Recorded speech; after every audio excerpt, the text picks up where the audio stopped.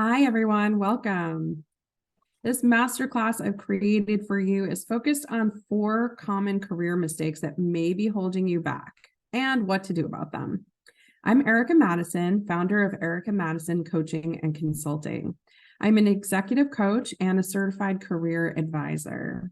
I'm on a mission to make career support mainstream so that more people lead fulfilling careers, creating a more joyous world. I invite you to share in the chat where you're joining from and why you said yes to the invitation to participate in today's masterclass. We're starting to see the responses pouring in from all around, from Maryland, from Massachusetts, Washington State, Texas, Illinois. Okay, welcome everyone. And there are a variety of reasons that you wanted to be here today. I'll summarize a few of them. You're hoping to start thinking through next steps in a career in a more intentional way. You're looking for insights on how to take the next steps in your career and find a new role that's aligned with your personal values.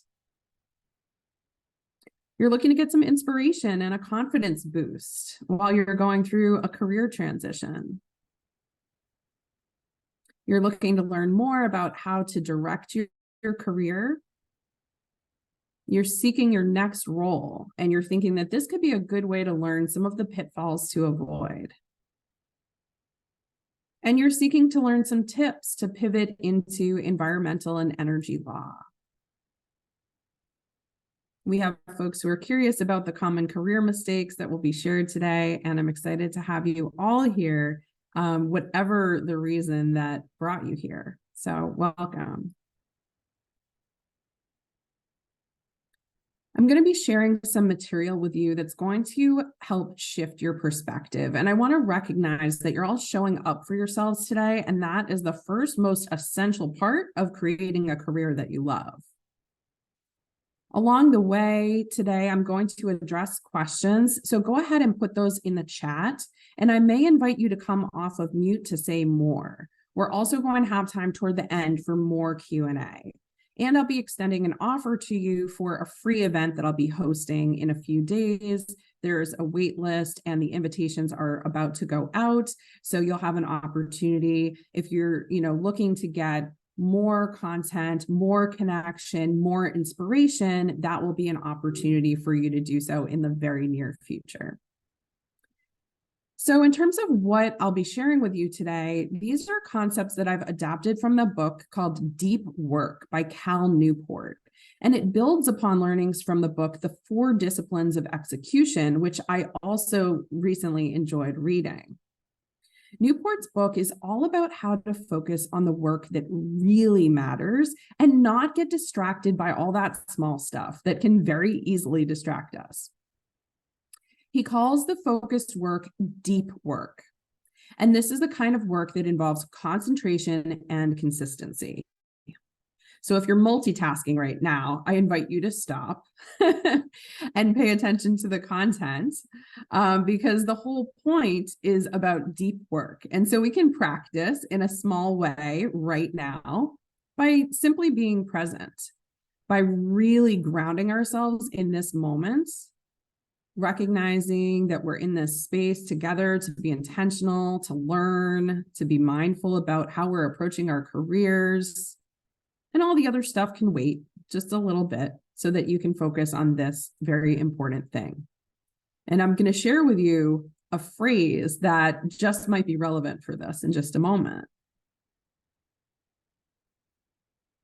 So I found this book fascinating because people are constantly sharing with me that they're looking for more focus in their careers. In fact, some of you today already shared that in your introductions. So go ahead and put the word focus in the chat if you feel like this is something that you're looking for more of in your day-to-day life, in your career, in your job search, in your pivot, whatever it is that you're working on, is focus something that you feel would be more helpful for you to have more of.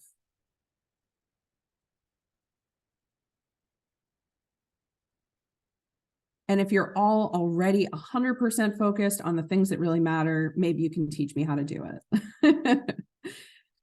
All right. So we're starting to see that focus is something that people are raising their hands for. Yeah, absolutely. There are different ways of thinking about focus. Sometimes it's direction. Sometimes it's, I don't want to feel so scattered, right? There are different words that we might attach to it, but it all comes down to basically the same thing. So here are the 4 common mistakes that I've adapted from this book to apply to your career. These are things that may be holding you back and things that you can do about them. So as I just said, you may feel that your approach is scattered. That's one of the most common mistakes. You have this really scattered approach. Just don't know what to focus on. So the solution is to focus on what Newport calls the wildly important. If you get really into this, you'll hear of them referred to as WIGs, W-I-G, wildly important goals. And so the idea is that you want to identify a small number of ambitious goals to pursue in what we call your deep work hours. And to do this, you want to ask yourself the question, what can I do that will deliver tangible results or tangible benefits?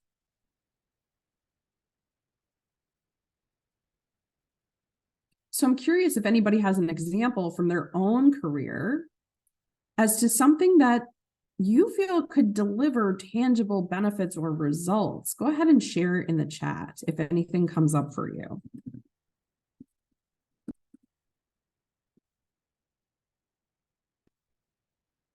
This may be some type of outreach that you can conduct. This may be re-engaging with somebody from your network who you have positive feelings toward and you haven't been in touch in a long time.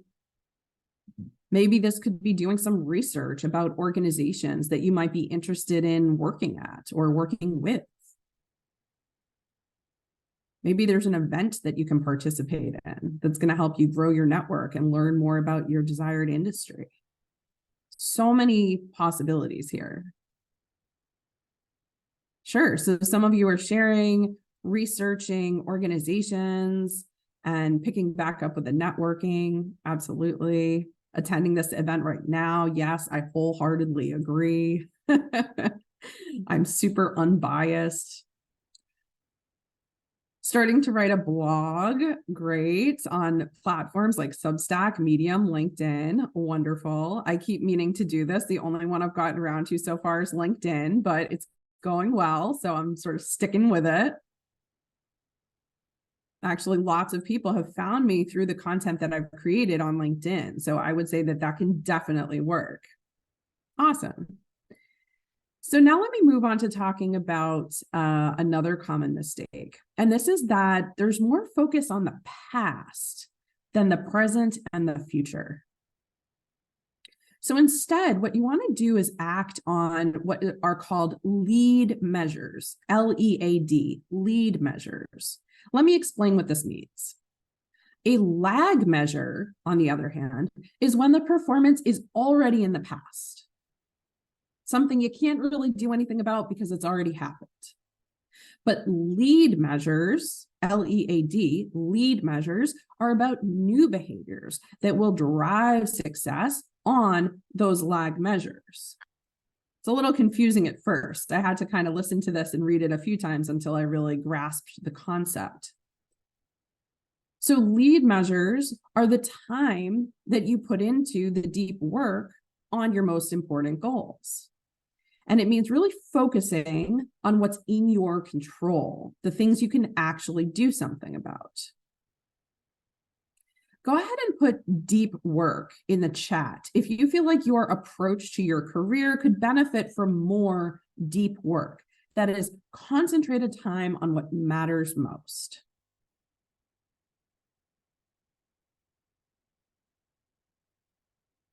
Yeah, lots of deep work comments coming in from folks. Wonderful.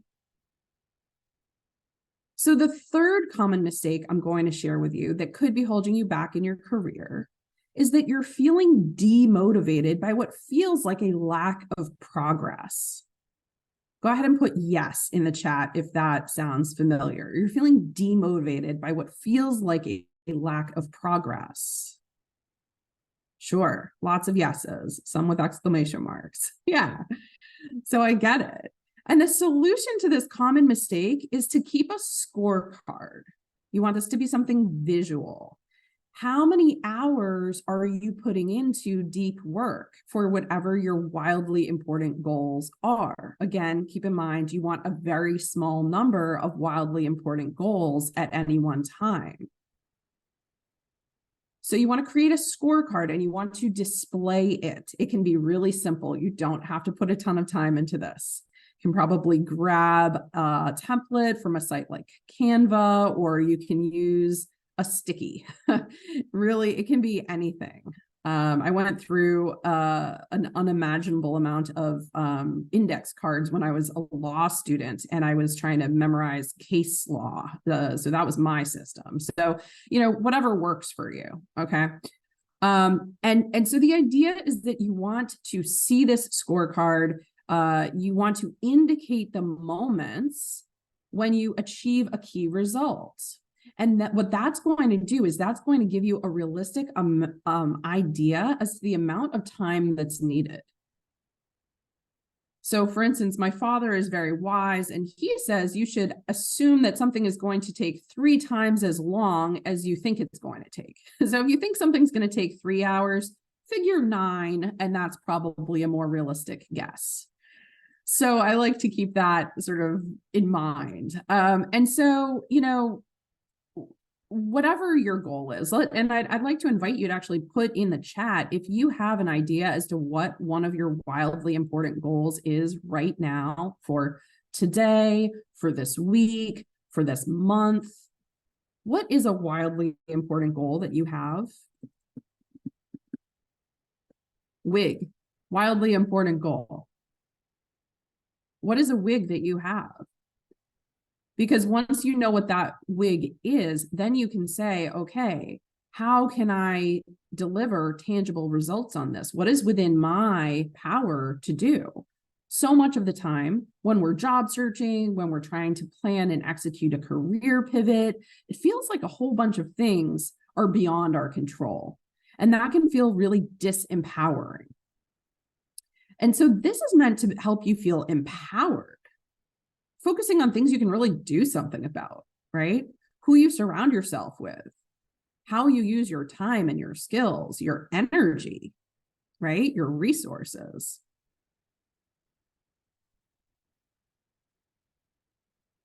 And so the goals are starting to come in. People are looking to get hired for remote roles at companies focused on social impact. You're looking to receive 2 interview opportunities for a new role that lines up with your personal and professional values this month. Great, really specific, right? And so keep those goals coming, because that's really what's needed when we think about this focus, okay? And so by having a scorecard, you can see, okay, well, here was one of my goals. Here were some of the milestones that I identified would be necessary to help me achieve that overarching goal. And here is how much time I put in terms of deep work, how many hours to get to such and such result. Again, there may be many moments on this timeline that lead up to this bigger, wildly important goal. So how can you break this big wig? I never realized that. That's fun. How can you break this big wig down into smaller steps and then track how long it takes you to achieve each of those? How many deep work hours? Some of you will be able to put in more deep work hours in 1 week than others of you, depending on your life circumstances. Are you working? Do you have loved ones who you care for, right? Different factors, okay? But having a sense of that then is going to help you have really valuable data, because then you're going to be able to say, okay, I put in X number of deep work hours to achieve this milestone toward my big wig. And so now you know for the next step about how much time in deep work hours should you be allocating. So this can help you manage your time and your other resources. So I'm curious if any of you have examples that you can share in the chat. The question now is, how does tracking your progress help you increase your motivation? Do you have any specific examples you can offer?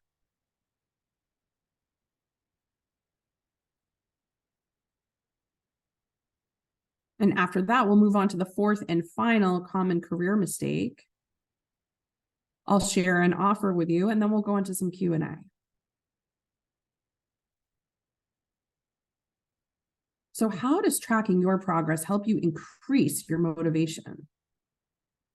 Maybe even help you build momentum, which is such an important piece of our careers, of our job searches, of our pivots, of getting started in a new role and hitting the ground running.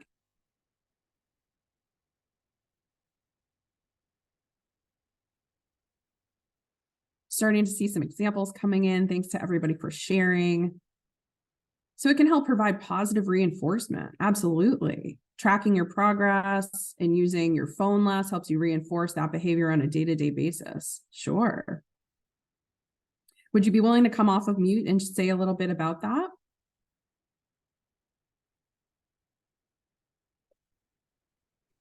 Hi, everybody. Ryan Sweeney here.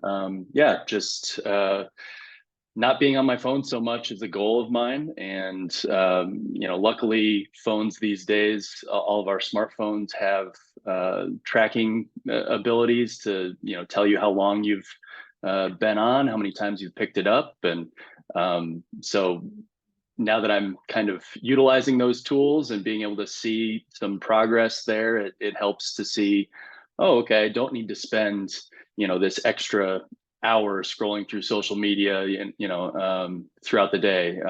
It provides positive reinforcement that I'm attaining better results with doing things that I set out to do. Great. Thanks for sharing. Yes, I can relate to this. I'm in a year-long women's health coaching program. And one of the practices that our coach recommended was that we turn off our phones at night if we don't need to have them on. And so I started doing this, and it's in the other room, it's off for when I'm going to sleep. And I have to say, it's made a huge difference. My sleep has improved dramatically. I'm not, in bed scrolling through social media anymore. I'm usually reading, going to bed a little earlier. And so thinking about, how are our practices sort of working for us or against us, and then putting in place certain practices that will help us advance our goals and really create the kind of life that we want for ourselves.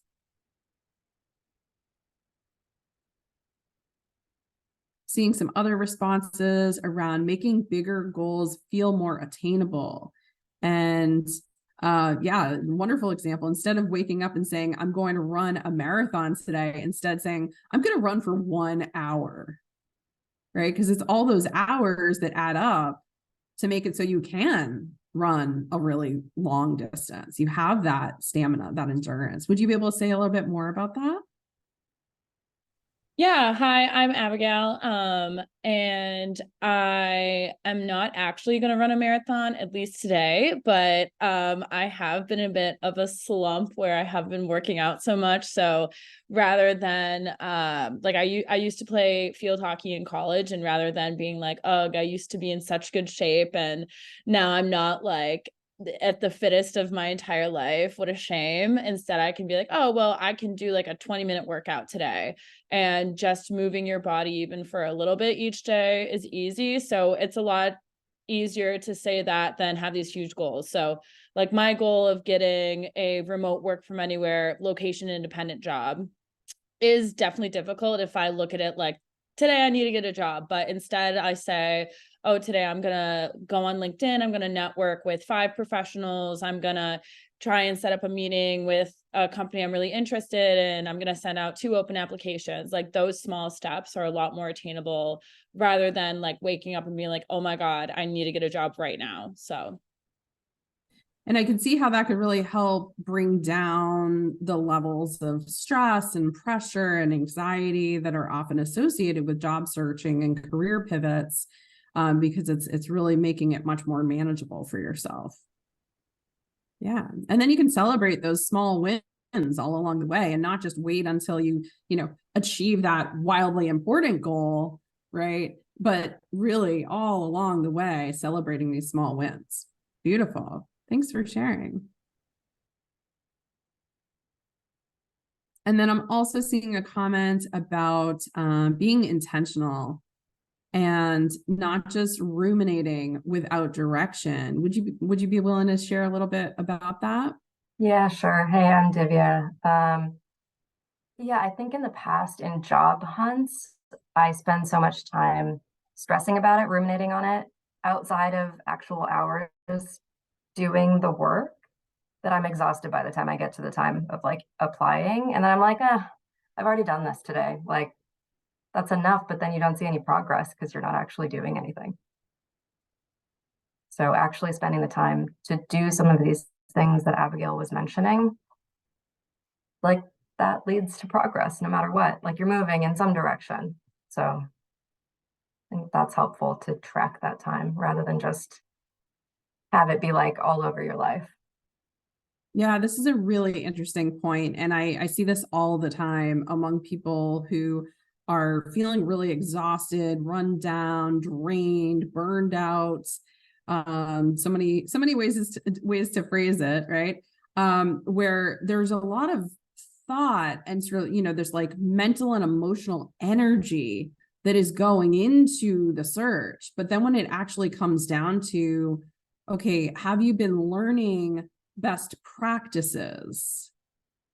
Are you consistently employing those best practices? For how long, right? How many weeks? How many months?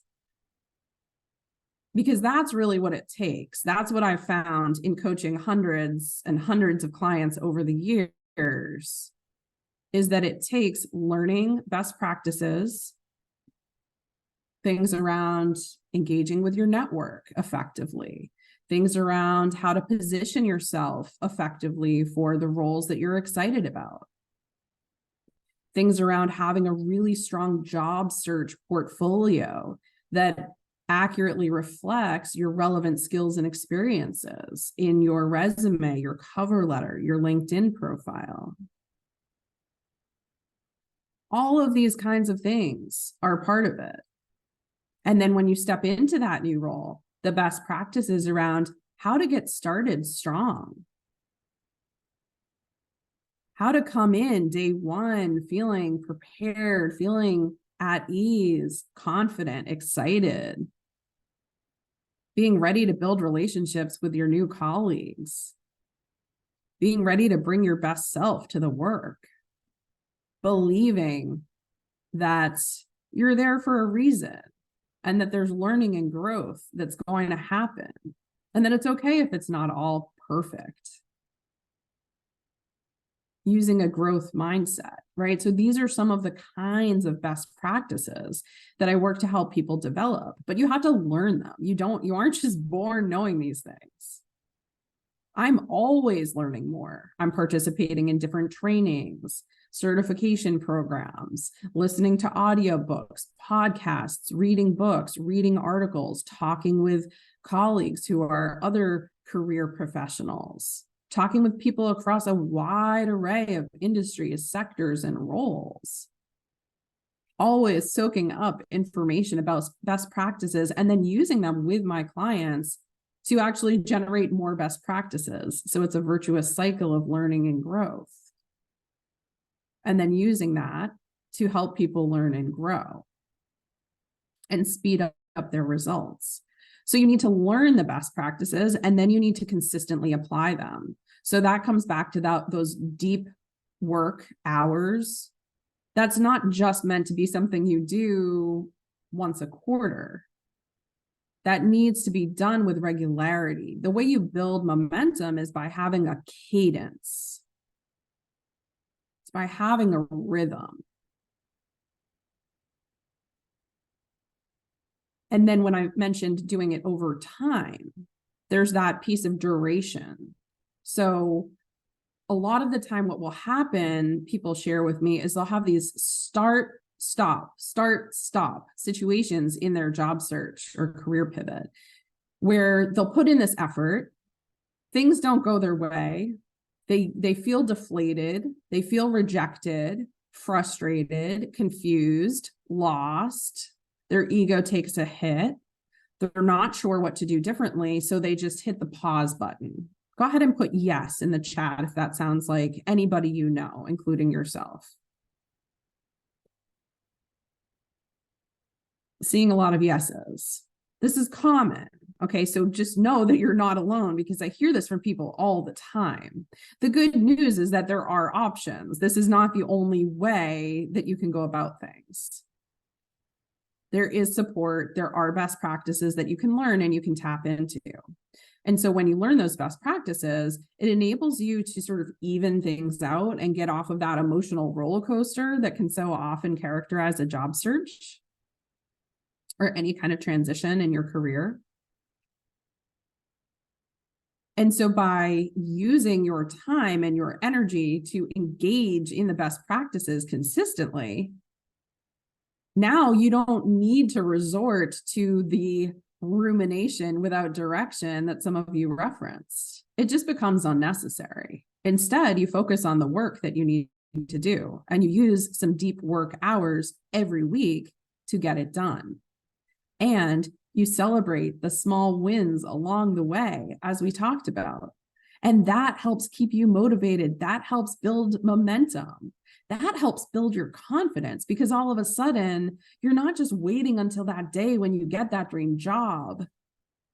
You're celebrating that you went to an event this week and you met a couple people who you're excited to build a relationship with. You're celebrating that you learned about a new area within sustainability that you weren't familiar with before. Or you figured out that you really love to use a certain skill. And you're able to celebrate these wins, these recognitions, this learning that's happening all the time. This is constant. This can be daily. And so now I'm going to move into talking about the last mistake that we'll focus on together today and what to do about it. And that is that a sense of accountability is missing. So the solution to this mistake is to create a rhythm of accountability through regular meetings or reviews. A weekly review can help you celebrate, reflect, and plan. And this is true whether you're job searching or you've recently stepped into a new role and you want to have a strong start. You're trying to think about how to structure the meetings with your supervisor and or direct reports and peers. You can use this framework of celebrating, reflecting, and planning. It's very flexible. It's very adaptable. And it helps make sure that you're not just flying right past the wins, the accomplishments. You're actually taking a moment to pause, to celebrate the learning, the growth, the accomplishments of you and others. And again, that helps build momentum. It helps build motivation. It helps people feel good, helps them want to be part of this thing that you're co-creating, whether it's a department, a team, a coalition, a company, an agency, an organization, a job search. And it can help you stay focused for the long haul. So you can have a weekly check-in with yourself, your colleagues, friends, a coach, and this can help you stay on track. And it's really amazing what deadlines can do. I was just meeting with someone who's becoming a new client, and they said, I have a tendency to procrastinate. They said, so I don't think meeting every other week is going to be enough for me. I think meeting more frequently is going to be really important, because otherwise I'll just put off the homework and may or may not get through all of it by the time we meet. So it's important to know yourself and to recognize what kinds of deadlines you need, what kinds of structures and accountability systems are going to help you actually do what it is that we're talking about right now. Because it's all well and good to have the intentions, but if you don't direct your attention and your time and your resources, then how much good does it do? So really figuring out what you need in terms of accountability so that you can take action, intentional action, and move forward on your wildly important goals. That's what we're talking about with this fourth mistake, this lack of accountability, or even sometimes a lack of a sense of accountability. Maybe there's accountability, but you don't even realize it. And you've probably heard about the term accountability partner, but have you heard about or thought about the phrase capability partner? Somebody who really lifts you up and helps you realize your own capabilities. Do you have someone like that in your life? And are you serving in that role for someone else? So go ahead and put capability partner in the chat if you have that or you want that. Would that be helpful to you? Is that helpful to you? Somebody who can see things in you that you may not realize in yourself. There's a coach named Charlie Gilkey who says that it's really hard to read the label when you're inside the jar. I think this is a great visual, right? Sometimes we need that benefit of somebody outside of us to look at the situation, to look at how we're approaching things, how we're phrasing things, the language we're using, our approach, and so forth, and be able to help us see that, help us realize that. Yeah, so some of you really feel like capability partners play an important role in your ability to do the things that we're talking about together today. So now that I've covered these 4 common career mistakes that could be holding you back, and I hope this was helpful to you, I'm going to invite you to start to think about what questions you have. And in a moment, I'm going to invite you to put those into the chat. And in the meantime, I'm going to share an offer with you.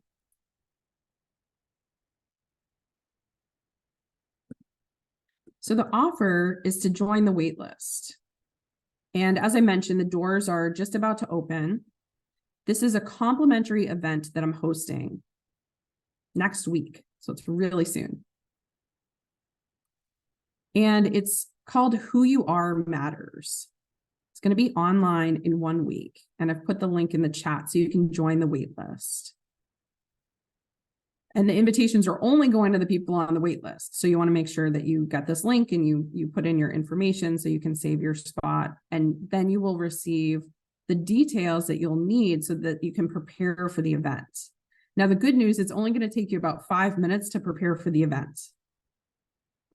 And this is going to be a really interactive event where you're going to be engaging in storytelling. You're going to share short stories, very short stories, with the other participants during this event. And it's going to help you clarify your skills and your desires and generate future possibilities.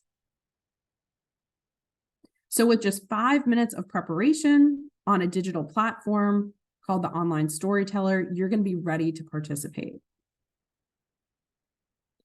Some colleagues of mine who I met at the National Career Development Association Global Conference in Chicago, they're from Toronto, and they developed this experience. And this is going to be my first time leading this for my community. So this is your chance to be part of my beta group. Basically, come help me test this out and then give me feedback and let me know how the experience is for you. The event is going to take somewhere between 75 and 90 minutes. And as I said, you'll be in small breakout rooms. You'll be sharing short stories that are going to help you clarify your skills, your desires, and future possibilities.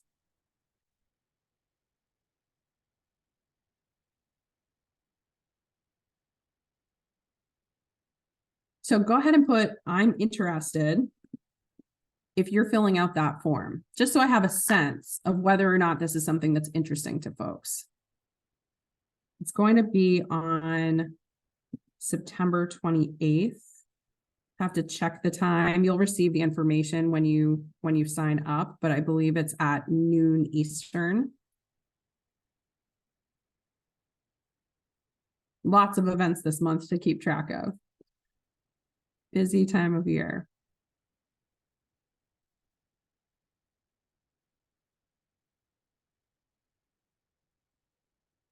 All right, great. Glad to see that this is of interest. I think it's going to be a lot of fun.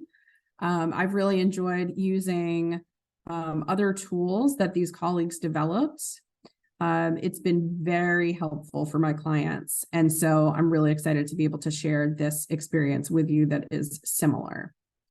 So now that I've extended that complimentary invitation to you to be part of my beta group for the Conversations Matter event, I'd love to know what questions you have regarding your careers. You can go ahead and put them in the chat, and then I'm going to invite some of you to come off of mute to say a little bit more.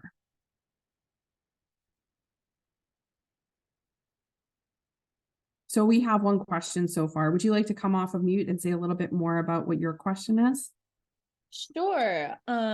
So I am pretty young in my career. I've only worked for about 3 years since graduating from college. So I'm trying to soak up all the advice that I can, which is what motivated me to join this meeting. So I'd love to know anything, and I guess anybody can contribute, but if there's any important advice that you see common. I know this webinar is about like common mistakes that people make, so we've basically been covering it, but I don't know if there's anything else that you wish you had done differently when you started out in your career, or something that a lot of your clients say like, oh shoot, I wish way back when I had my first job, I did this instead of that. If there's anything that you see a common trend among them. Yes, I do. I'll share a couple thoughts, and then I'd love to hear what others have to contribute. So a couple of things that immediately come to mind for this question of common things that people wish they'd done differently in their careers. So one is around, I hear this story all the time. It goes like this. I fell into fill in the blank many years ago. It was a bad economy. I was fresh out of school. I was having a hard time finding a job. So I took this job. It was or wasn't necessarily super related to what I had studied in school. I wasn't necessarily very passionate about it. It was a job. That was 12 years ago. I'm still there. I'm miserable. Okay, that's basically the storyline, and there are millions of people who that story fits. And so I guess what I would say is that it's really valuable at certain moments in your life, hopefully proactively, and not only when some calamity happens, although the way human nature is, it often takes a calamity, right? But hopefully in a proactive way to say, hey, I've been here for 3 years. Let me take stock. Let me do a little check-in either with myself or a friend or a coach, a mentor, or somebody to see how this is going. Okay. And not just stay there forever until things get terrible and then you're desperate to leave and you have no idea how. And you have no idea what you would even do other than this thing, because that's all you've ever done, or that's what you've been doing for the past decade. So I think it's that lack of sort of pausing and taking stock, reflecting, and really thinking about, is this what I want for my career and my life? I would say that is one of the most common things that I see. I will leave it at that. I have other thoughts, but I just said a lot, so I'll let that sit with folks. Go ahead and put yes in the chat if that sounds like anybody you've ever heard of, maybe even yourself. Yeah, a lot of yeses. I guess I'd say another thing about it is fear. that when you are staying in a situation you're not happy in, letting the fear and the questions about the unknown dictate your entire life and totally rule and dominate you. I think that's related to that story that I told. It's sort of not being curious and having this fixed mindset of, well, like, this is what I know. This is what I know how to do. I'm stuck with this. I'm scared to go out into the great beyond and like see, you know, discover what else could be there for me. And so I'm just going to stay put because this is what I know, even though I hate it and it's miserable and I'm dying inside. I'm just going to stay here. Okay. So that's kind of the other piece to that. Anybody want to add anything to this before we move on to some other questions?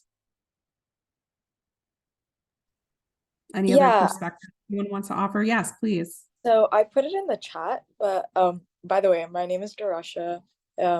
It's been really interesting to be part of this session. So on the flip side, I wanted to ask, is there like a minimum amount of time that you should stay at one company or be in one role? Just because I'm also pretty fresh out of college. So I've heard that, you know, you should at least stay in one company or one role, give it like 6 months or 1 year for things to change or for you to really understand how things work at one company or what the role is like. So what's your perspective on this? Well, like any good coach or attorney, I will say it depends. So if you are in what really feels like a toxic work environment for you, it can be in your best interest to get out as soon as possible. That being said, if you find that you are in toxic environment after toxic environment over and over, it's time to hit pause and get some help. If you're in, you know, a couple, that's a sign that there's some work that needs to be done internally. Because even if you're not causing all of the problems, you are putting yourself in situations where all of these problems are happening. And so there's some work that needs to be done. Internal work. Many folks find it helpful to work with a therapist and then to start working with a career coach, because then you can delve into some of the more work-life specific aspects of things and get really tactical, really, you know, into the tangible, strategic elements of things. There's a lot of mindset work that also happens in coaching, and it can really help to already have a foundation of looking inward and working with a therapist. So what I would say is that it's fine if, you know, you're in a work situation, it's really not a good fit, you stay a certain amount of months or a year or what have you, and then you move on to something else. My concern would be if this happens over and over again. That would also be a red flag for anybody who's looking at your resume. Okay. So it's not so much if it's a one-time thing that it's really a huge problem. It's if it becomes a pattern, then again, that's like cause for concern. All right. So that's what I would answer, but it's not like there's a hard and fast rule of like, you must stay in a role for this amount of time. Sure, it's nice if you can stay for a year or more, but again, you know, because then it'll look that way on your resume, but it really depends. And if it's a super awful situation for you, it's going to do more harm to you to stay there than to have a gap or do some temp work or some whatever the case may be. Because I really have seen so many people who they stayed in a situation that was a terrible fit for them. They were totally miserable. You know, it was like an abusive environment in one way or another. And it just eroded their confidence, their clarity, it made them question their judgment, what they want in life. And it just had so many negative ramifications that when you go that far down, it's really hard to come back up. It just takes longer. So that's why it depends on the particulars and the severity of the situation. That being said, there are employment attorneys who I would definitely recommend getting in touch with if like the situation is one where, you know, laws are being violated, you are being mistreated, right? There's discrimination happening, what have you. It's really important to go to the appropriate experts given whatever the situation may be. And not just sort of, you know, suffer in silence and hope that things are going to magically resolve themselves, because they often don't. That's what I have to say on the topic. Anybody else want to add anything to that before I take a couple more questions and then we wind down? Yeah, so I have switched industries a few times, and now I work in international development, and I've found, this is sort of question, sort of comment. I've found that to get any sort of progress on my salary, I have to leave a place every year and a half, 2 years. And it's something that a lot of the women I'm around, like, we talk about it, where it's like, okay, I guess it's time to move now because now I need to make 10,000 more per year. And if I stay here, I get 3% or 2%, which is more or less insulting. So yeah, I mean, is there a way, should we be negotiating things internally, or just, I feel like the system is sort of incentivizes us to do this sort of like year and a half, year and 9 months, and then I'm out, and then I'm always adjusting to a new place, making a little more money, but yeah, it's kind of a trade-off. Sure. I mean, it depends on what your goals are. So, you know, this is, I'm listening to an audiobook right now about one person $1 million businesses. And it's all about entrepreneurship, working for yourself, being self-employed. And basically the author, who I'm now in communication with directly, she talks about how if you're really looking to have financial stability, financial independence, that depending on an employer for your compensation and your benefits is not necessarily the way to go. Now, that being said, entrepreneurship and that life is not for everyone, and it's not for everyone at every moment in their life. So it depends on the timing and your life, you know, your situation, your circumstances, and what have you. But what I would say is that the situation you described is very common, where once you're within an organization, you know, unless you're getting a substantial promotion every couple of years, which I have had a number of clients who have done, but it requires being in certain types of corporate cultures, and just every place isn't set up for that. So unless that's the case, you probably are going to be just getting like a cost of living increase every year of a few percentage points, if you're even getting that. And so if your goal is if one of your goals is to make substantially more money, I can see where you would be moving around from place to place every few years, because that is one of the most common ways that people do substantially increase their compensation. And I would just agree with, you know, this observation that you made. And I would say that entrepreneurship is one of the pathways out of that pattern. So it might be something, you know, that some of you want to consider. And that is something that I help coach people through. Personally, I've written about this on my blog. I started my business a number of years ago after a lot of people were coming to me seeking my career guidance. And I already had a 9-to-5 that I was quite passionate about. So I kept doing that. And then I started my business on the side, as so many entrepreneurs do.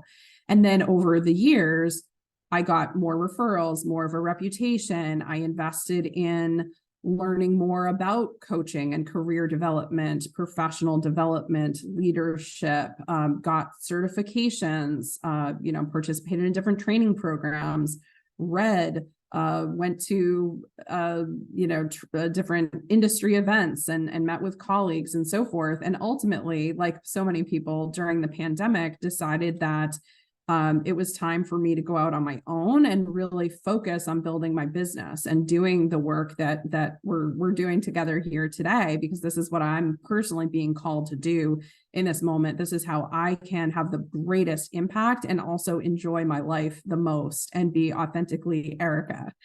So for many people, it's a really gradual path. I wasn't at a point financially with my business where it would have been feasible or practical or desirable a number of years ago to leave my 9 to 5 and the steady paycheck and benefits that came with it. But as I continued to invest in my learning, growth, development, confidence, network, and so forth, I was able to get to a point where I said, I can see having that be my livelihood. If I really apply myself, I think I can make it work. And I won't lie, I have a lot of 12-hour days. And, it's a lot of go, go, go, go, go. But I do anticipate, as I continue to invest in building the business, that I will be able to ease off a little bit and not have quite as many super packed, intense days, because I will have a really strong foundation established. And that I could see that for you as well, if that's something that is interesting to you. So that is something that I coach people through. Any other questions? I'm just looking through the chat right now. Okay, a new one just came in, and I'm going to go back and make sure that I didn't miss any that we already had, and then we'll wind down. So we talked about, just to do a little recap, we talked about important practices for people who are early on in their careers and some of the common pitfalls that they can avoid. There's a question about my favorite podcasts, YouTube channels, and so forth. Well, of course, start with my YouTube channel, which is small but growing. And you can link to that through my website. I really appreciate Mac's List. There's a podcast called Find Your Dream Job.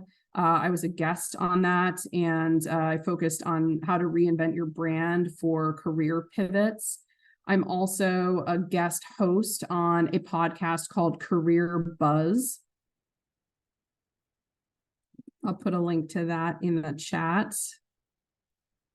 And that's a fun podcast where we have guests on who share about their career journeys, people from all different industries and sectors, different types of roles, and we interview them so you can learn about their path. And a number of the guests on the show are career professionals. So they'll come on and they'll talk about their work as coaches, as career advisors, executive coaches, and so forth, and talk about different best practices, different tools. And so I would say that those are a couple. I do have many others, and I'm working on putting together some more resources for my website on those. I have a free tip sheet that's available for folks who are interested in sustainability careers. If you email me, I can send that link to you. And then I'm also about to release a guide, a complimentary guide that's focused on resetting your job search. So this is for folks who are encountering frustration, feel like they're spinning their wheels, they're not sure what to do differently. I have a bunch of best practices in there. And I was just working on that earlier today and releasing that content. So that's going to be available really soon as well. But I do have recommended reads on my website. If you go to the resources section, I'll also pop a link in the chat. I have reading lists on leadership, career, and entrepreneurship on there. And if you purchase through the link on my site, you support independent bookstores, because the link that I use is through bookshop.org, which is a certified B Corporation. All right, so we addressed that question, and then I saw one more that I want to make sure we address before we hop off. All right, so the question being about recommendations for making time for deep work. So professional jobs that are consistent with your background and pay the bills would take up the vast majority of your time, even if You were good at time management, which you're not. So any recommendations for making that time? You know, I think a lot of it comes down to getting to know yourself. How do you work best? I'll give you a quick example. I discovered recently that I really like getting to do a few hours of work, really focused work in the morning. I've discovered this as I've been working for myself since leaving my 9 to 5 role almost a year and a half ago. I've been experimenting with, you know, how I organize my days. And there's a great book I have on my recommended reading list. I believe it's called 168 Hours. And in it, the author talks about how we have all this time in the span of 1 week. So while we might not be able to get through all of the things that we want to do in one day, if we think of it instead of as a week, there's time for so much. There's time for physical activity, creativity, time with loved ones, alone time, indoor time, outdoor time, work time, fun time, sleeping. There's time for all of it. And so what I discovered is, well, if I really like to get a lot of work done in the morning, and I also am sometimes meeting with clients in the morning, how can I change things so that I have a sufficient amount of time to get the deep work done? And so what I've started doing recently is going to bed a little bit earlier and waking up earlier, and just kind of training myself, just trying to get up a little bit earlier every day or every week. So now I'm getting close to being able to wake up around 6 a.m., which for me is pretty early because I'm more of a night owl. And so just, you know, experimenting. I think that's really half the battle, is just getting to know yourself and experimenting. So with that, it's been a pleasure being here with all of you today. I'd love to know, what is one next step that you're planning on taking based on our conversation together today? What is one next step that you'll be taking? Go ahead and share in the chat. Writing things down helps you focus. It helps you be more accountable to yourself, helps you remember things. So I'm a big believer in writing things down, either typing them or handwriting them. So I invite you to use this moment as we close out to share, what is one baby step that you are going to take based on the time that we've dedicated together today? And they're starting to roll in. Thanks to everybody for sharing. Weekly check-ins with yourself to see what progress you've made in your career search. Wonderful. Break down your big wig into smaller wigs and then tracking the progress on those. Terrific. Thank you for the kind words. And your next step is to have an accountability buddy. Yes, and you're inviting people to connect with you on LinkedIn. Wonderful. Finding a capability partner. Sure. And trying to schedule time with different capability partners, friends, family, colleagues, your kitchen cabinet. Absolutely. You can even think of it as your board of directors. If you could have anybody on your board of directors, living or deceased, who would you want to be there for you, to advise you, to support you?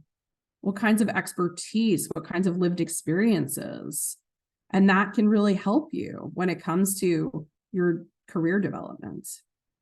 And some of you are sharing, setting aside time for deep work is a small next step that you'll be taking. So in closing, I want to congratulate you all for showing up for yourselves today. It's been a lot of fun. I hope to see you again soon. I do have complimentary discovery calls, a few more spots for next month for anybody who'd like to set one up. I do also offer 1 hour career consultations where we really dig in and look at your skills, your desires, future possibilities for you, and you come away with a clarification sketch, which clients find extremely helpful as they're working on figuring things out and moving forward with intention. And then I work with clients on a longer term basis to help them vision, to help them plan and take those intentional actions. So I hope to see a bunch of you at the event I mentioned taking place next week. And I look forward to our paths crossing in the future. Be well, everyone. Thank you so much. Thank you. Take care.